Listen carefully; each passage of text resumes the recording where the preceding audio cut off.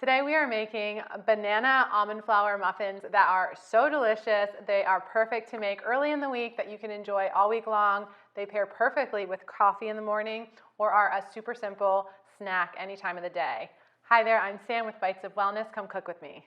The sweetness of these muffins comes from the ripeness of your bananas. So if you have let your bananas go and they're kind of sitting on the countertop looking kind of old like these beauties, this is what you want to use this recipe for. The gnarlier they look, the sweeter they are, and the better your end product will be. You can see I have one not so gnarly banana. If they all look like this, I may want to add an extra tablespoon of the coconut sugar just to help sweeten the dish overall, just so you know.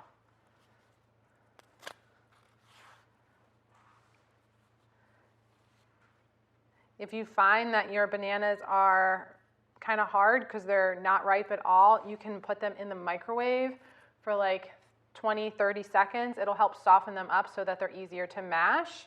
And again, make sure you sweeten up the recipe for them. See how dark and ugly looking these are? They are packed full of flavor. So what I love about this recipe is that it's all just made in this one bowl. You don't need to get your big stand mixer out to make these muffins. They're super fun for your kids to kind of help with too. I'm sure mashing bananas is a great chore even for a 2- and 3-year-old. So get them involved with you in the kitchen, makes it more fun. Just want to mash these up.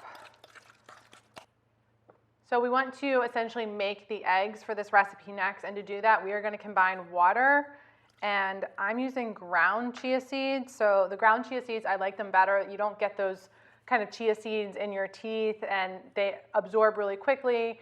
They work the same as chia seeds. You can either grind them up yourself in just like a coffee grinder or your high-speed blender, or you can buy them already ground. Sometimes you'll see them labeled as chia protein. So I actually have them on hand. I use these a lot with smoothies too. It just helps to make sure it's already ground down, you don't get anything in your teeth, and they absorb just as well. So I figured I'd let you know as a tip that this exists.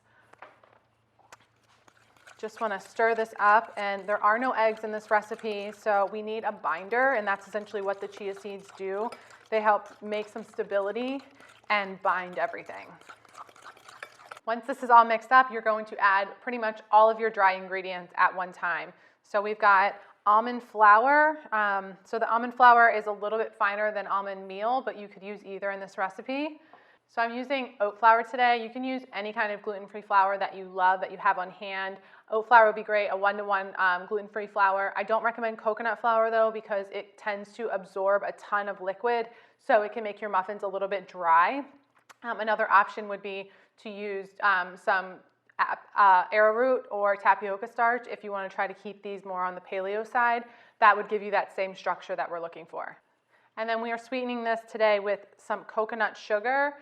So I really like coconut sugar, but you could use just dark brown sugar, or regular sugar. And then I do not make any kind of banana flavored anything without cinnamon. So adding that in, it's optional though. The last dry ingredient that we are going to add is baking powder. It's really important to use baking powder that is less than 6 months old since you've opened it. The ability to help it rise in your baking diminishes with time. So if you're finding that your muffins aren't rising, it may be your baking powder. Another thing to note is that the baking powder starts its expansion pretty much as soon as you add it. So these muffins need to make their way into the oven pretty quickly. You don't want this dough sitting around for a long time, or you'll notice that you have really flat muffins. So I'm just going to mix this up.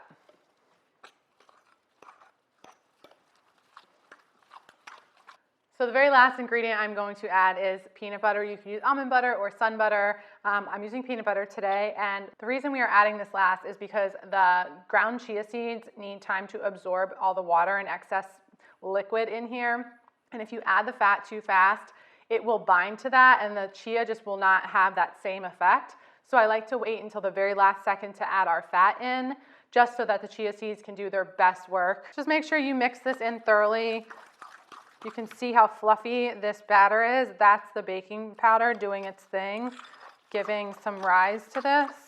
And then once you have, this is the base of your muffins. Once you have this done, you can add any mix-ins you like. I'm gonna add chocolate chips today, but you could add chopped nuts. You could do coconut flakes.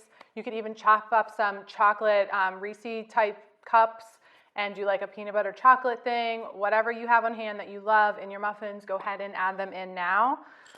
I'm just gonna do some chocolate chips, dark chocolate chips.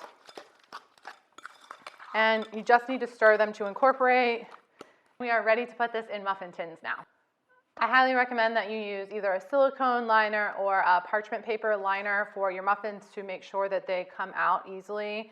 Otherwise, they may stick.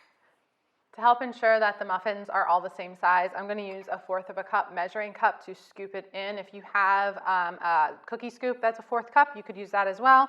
I don't, so this is the next best option. So if you're using a silicone liner, you don't have to spray this at all. You can just put the dough straight in, and that's the beauty of the silicone, is that it is naturally non-stick. So you should have 12 muffins, and then this is going to go in a 375-degree oven for 30 minutes. And then once it is done baking, we need these to cool down completely because they have no eggs and therefore very little structure right out of the ovens. The muffins have cooled pretty much completely. You can easily pick up the muffin tin, and the muffin should pop out very easily from the silicone liners, and that is how you know that they are done. Let's check out the texture inside of these muffins. So these are made with almond flour. You can see they are nice and moist inside. And those are so good. If you love banana bread, you are going to love this recipe. So easy, no eggs, no dairy, and these are made gluten-free. So if you love simple and easy recipes like this, make sure you hit that subscribe button and give us a follow on your other favorite social media platforms. See you soon. I can't let the same colors touch, so they are divided. Oh no, they're touching. Okay. Yeah, blue and blue. Oh no! Okay, that's much better. And mix, and mix, and mix. One more time. Cut.